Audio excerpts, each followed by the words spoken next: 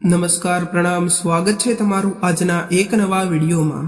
મિત્રો, સૌથી પહેલા જે લોકો કૃષ્ણ ભગવાનને માનતા હોય તેઓ કોમેન્ટ બોક્સમાં જય શ્રી કૃષ્ણ જરૂર લખી દેજો, કારણ કે આ વિડીયોમાં હું તમને એવી એક મહત્વપૂર્ણ જાણકારી જણાવવા જઈ રહ્યો છું જે જાણવી આપણા માટે ખૂબ જરૂરી છે।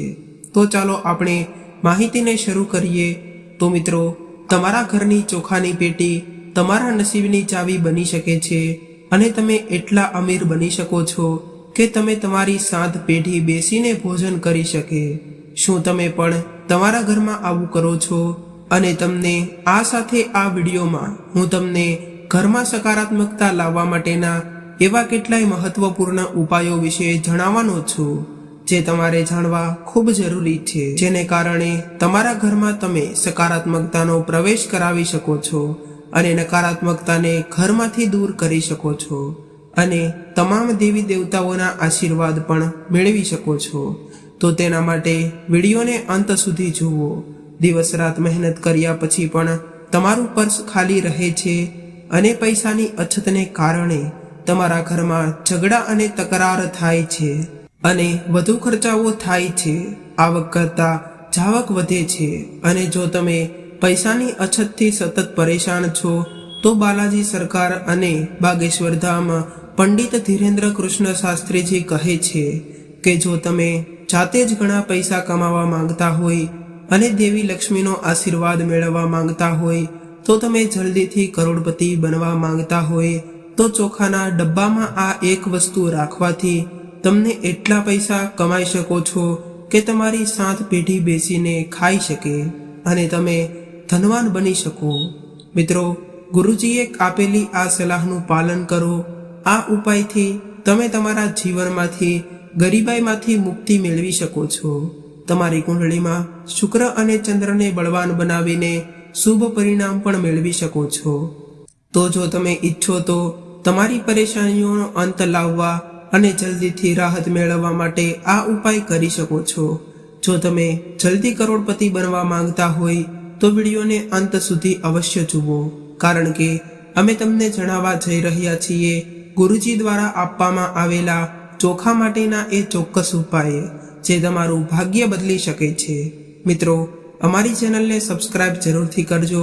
કોમેન્ટ બોક્સમાં સાચી શ્રદ્ધાથી જય બજરંગબલી, જય માં લક્ષ્મી જરૂર લખજો। વિડીયોને લાઈક અને તમારા મિત્રો સાથે શેર કરજો।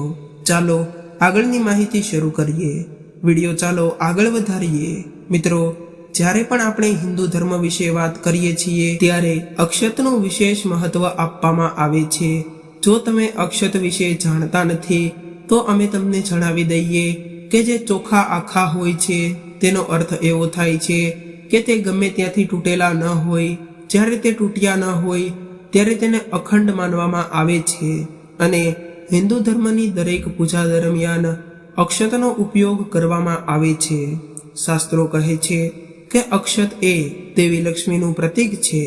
આ હંમેશા સકારાત્મકતા ઉર્જાથી પ્રભાવિત થાય છે અને અક્ષતની પૂજા કરવામાં આવે છે। શુક્ર અને ચંદ્ર ગ્રહને પણ કારક માનવામાં આવે છે। આ સંદર્ભમાં બાગેશ્વર ધામ સરકાર પંડિત ધીરેન્દ્ર કૃષ્ણ શાસ્ત્રીજી કહે છે કે ભારતીય રસોડામાં ચોખાનું વિશેષ મહત્વ છે અને ભારતમાં ભાગ્યે જ એવું કોઈ રસોડું હશે જ્યાં ચોખા ન હોય। તેથી જે મહિલાઓના રસોડામાં જો ચોખા ઘરમાં ચોખાનો ડબ્બો હોય તો તે ચોખાના આ ડબ્બાની મદદથી પોતાના ઘરમાં ઘણા સકારાત્મક પ્રયોગો કરી શકે છે। ગુરુજીના કહેવા પ્રમાણે મહિલાઓએ તેમના રસોડામાં રાખેલા ચોખા ક્યારેય ખાલી ન થવા દેવા જોઈએ। તમે તમારા ઘરમાં ચોખાનો ડબ્બો ભરેલો જ રાખો, તો આમ કરવાથી તમારા ઘરની તિજોરી હંમેશા પૈસાથી ભરેલી રહેશે અને તમારા ઘર હંમેશા ધન ધાન્યથી ભરેલું રહેશે। આ સાથે ગુરુજીએ મહિલાઓને ચોખાના વિશેષ ઉપાયો પણ જણાવ્યા છે। મિત્રો, ગુરુજી કહે છે કે જો તમે દિવાળીના દિવસે તમારા ઘરમાં ચોખાની વિશેષ પૂજા કરો છો તો તે તમને માત્ર વિશેષ ફળ જ નથી આપતા, પરંતુ આ સિવાય પણ તમે પૂર્ણિમા, સંક્રાંતિ જેવા કોઈ પણ શુભ દિવસે તમારા ઘરમાં ચોખાનો એક વાટકો લઈ શકો છો અને તેને હળદરથી પીળો કરી શકો છો। જો તમે ઈચ્છો તો તમે ચોખાને ચાંદીના પાત્રમાં રાખી શકો છો, અને જો તમારી પાસે ચાંદીની વાટકી ન હોય તો તમે કોઈ પણ વાટકીનો ઉપયોગ કરી શકો છો. આ સિવાય આ ચોખાને કોઈ પણ ધાતુના વાટકામાં મૂકો. હવે આ ચોખાની ઉપર હળદર, એક સોપારી અને એક સિક્કો મૂકો અને આ વાટકી દેવી લક્ષ્મીની સામે રાખો. હવે તમારે દેવી લક્ષ્મીની પૂજા કરવાની છે. માતા લક્ષ્મીનો ઓછામાં ઓછો 108 વાર જાપ કરો. ઓમ નમઃ લક્ષ્મીય નમઃ નો જાપ કરવો પડશે. તે પછી તમે આ વાટકીના ચોખાને હળદર, સોપારી અને સિક્કા સાથે મિશ્ર કરીને તમારા ઘરના ચોખાના ડબ્બામાં રાખો. તમારે એ પણ ધ્યાન રાખવું પડશે કે ચોખાનો આ ડબ્બો ક્યારેય ખાલી ન થવા દેવો જોઈએ. આ ડબ્બામાં ચોખા પૂરા થાય તે પહેલા બજારમાંથી વધુ ચોખા લાવો અને ભરી દો. અને જ્યારે પણ તમે ચોખા રાંધો છો ત્યારે તમે તે ડબ્બામાં રાખેલા ચોખાનો જ ઉપયોગ કરો. આમ કરવાથી તમામ પરિવારના સભ્યોનું શરીર અને મન સુરક્ષિત રહેશે અને તમારી તિજોરીમાં પૈસાની કમી પણ નહીં આવે. ગુરુજીએ મહિલાઓને પૈસા કમાવાના ઘણા રસ્તાઓ જણાવ્યા છે. ગુરુજી કહે છે કે જો તમે તમારા ઘરમાં ધાન્યની અછત છે, તમને સફળતાનો માર્ગ નથી મળતો, તમારી પ્રગતિમાં અવરોધો રહે છે, પ્રગતિના તમામ માર્ગો બંધ છે અને તમે ઓછા સમયમાં વધુ પૈસા કમાવા માંગો છો, તો આ માટે તમારે આનો પવિત્રાકાર કરવો જોઈએ. ચોખા સાથે આ ઉપાય કરવા માટે તમારે થોડા ચોખા લઈને ત્રાંબાના વાસણમાં પાણી ભરીને મહાદેવના મંદિરે જવું પડશે. મહાદેવના મંદિરે જઈને સૌપ્રથમ જલ્દી સ્નાન કરો અને પછી શ્રી શિવાય નમસ્તુભ્યમ બોલો.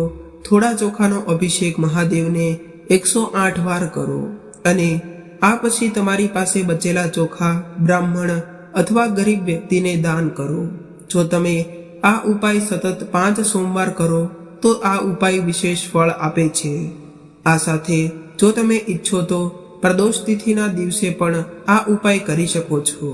પરંતુ યાદ રાખો કે તમારે આ ઉપાય સતત 5 સોમવાર સુધી કરવાનો છે. મિત્રો, ગુરુજી કહે છે કે ચોખાના વિશેષ ઉપાયોથી આપણા જીવનમાં સુખ, સમૃદ્ધિ અને સંપત્તિ આવે છે. વ્યક્તિને ધન અને સમૃદ્ધિ મળે છે. ભગવાન શંકરને ચોખા ખૂબ ગમે છે અને જ્યારે શિવલિંગ પર ચોખા ચડાવવામાં આવે ત્યારે દેવી લક્ષ્મી હંમેશા તમારા ઘર પર તેમની કૃપા વરસાવે છે. આ સાથે ગુરુજી એ પણ કહે છે કે જો તમે કામ કરનાર વ્યક્તિ છો અને દિવસ રાત મહેનત કર્યા પછી પણ તમને તમારી નોકરીમાં ઈચ્છિત પ્રગતિ નથી મળી રહી અને પ્રમોશન નથી મળી રહ્યું, અથવા તમે તેવો વ્યવસાય કરી રહ્યા છો જે અચાનક બંધ થઈ ગયો છે, જો તમે ઈચ્છિત નફો નથી મળી રહ્યો અને તમે મુશ્કેલીમાં છો, તો તમે આ કરી શકો છો. ખીર ગાયને ખવડાવી શકો છો.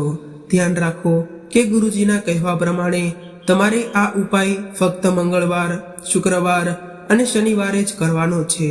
આ ઉપાય કરવાથી તમારી કુંડળીમાં રહેલા ગ્રહ દોષો જે તમારી પ્રગતિમાં અવરોધરૂપ બને છે તે તમને સકારાત્મક પરિણામ આપવા લાગશે અને તમારી પ્રગતિ આપોઆપ સાંધી જશે. મિત્રો, આ સાથે ગુરુજી એ પણ કહે છે કે જો તમારી કુંડળીમાં પિતૃદોષ અથવા મંગળ દોષ હોય તો તમે તમારા પૂર્વજોને પ્રસન્ન કરવા માટે એક ખાસ ઉપાય પણ કરી શકો છો. આ ઉપાય કરવા માટે તમારે અમાવસ્યાના દિવસે ચોખાની ખીર અથવા ચોખા બનાવો. ખીર અને તેને રોટલી પર નાખીને કાગડાને ખવડાવો. કાગડાને આપણા પૂર્વજોનું સ્વરૂપ માનવામાં આવે છે અને જો તમે કાગડાને ખાવાનું ખવડાવો છો તો તમારા પૂર્વજો ખુશ થઈ જાય છે. તેથી જો તમે પણ આ ઉપાય કરો તો આનાથી તમારી પ્રગતિના માર્ગોમાં આવતા તમામ અવરોધો દૂર થઈ જાય છે. પરંતુ જો તમે તમારા બાકી રહેલા કામમાં સફળતા ન મળી રહી હોય તો તે બધા પ્રયત્નો પોતાની મેળે જ દૂર થવા લાગશે અને તમને માત્ર પૈસા જ નહીં પરંતુ માન, સંપત્તિ અને સમૃદ્ધિ પણ મળશે.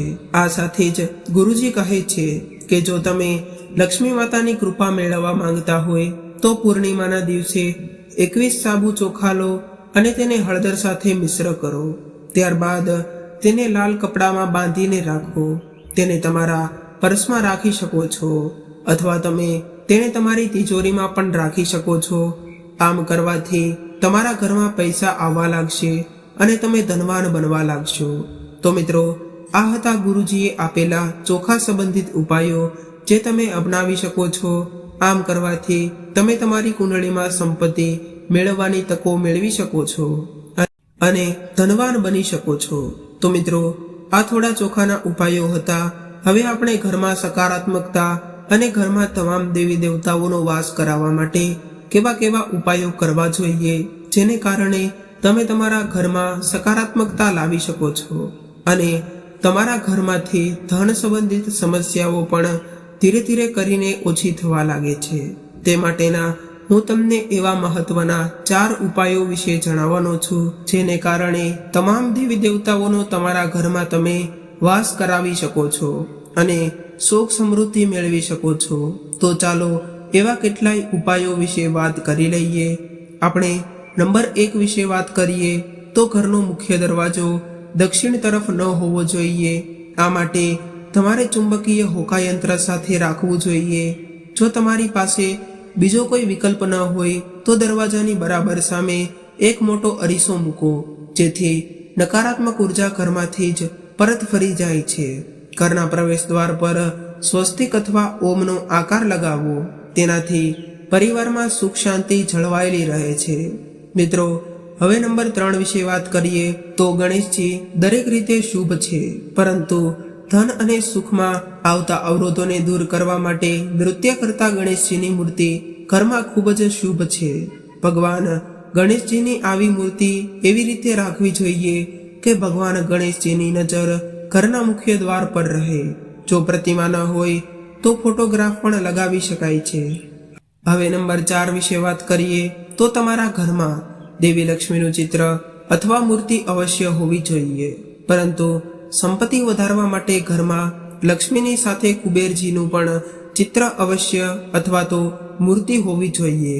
અને જે ઘરમાં ધન સંપત્તિનો વધારો કરવા માંગતા હોય તેઓને ભગવાન કુબેરનું ચિત્ર અથવા તો મૂર્તિ અવશ્ય રાખવી જોઈએ, જેને કારણે તમે ઘરમાં ધનની વૃદ્ધિ લાવી શકો છો અને ધન પ્રાપ્તિ કરવાના તમને વિવિધ માર્ગો મળી શકે છે.